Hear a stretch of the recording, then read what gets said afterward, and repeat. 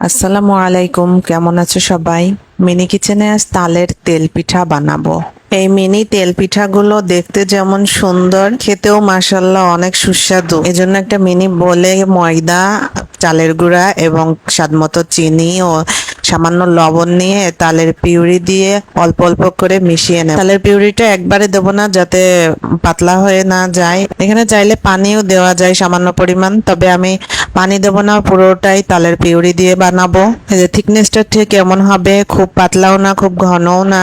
এখন কড়াইতে তেল দিয়ে গরম করে নেব। তেলটা ভালো মতো গরম হয়ে গেলে 1 চামচ করে দেব। একটা করে পিঠা হবে। আমি এই পিঠাটা বানাতে যে প্রথমে 3টা পিঠার শেপ নষ্ট হয়ে গেছে, তবে প্রথম 3টা পিঠার স্বাদও সেম ছিল। টেস্ট কোনো প্রকার এলোমেলো হয়নি, শুধু শেপটা এলোমেলো হয়েছে। এই যে চতুর্থ পিঠা থেকে শুরু করে প্রত্যেকটা পিঠা এমন ফুলেছে এবং দেখতে মাশাআল্লাহ অনেক সুন্দর হয়েছে। তোমরা অবশ্যই বাড়িতে ট্রাই করবে, এগুলো খেতে অনেক সুস্বাদু।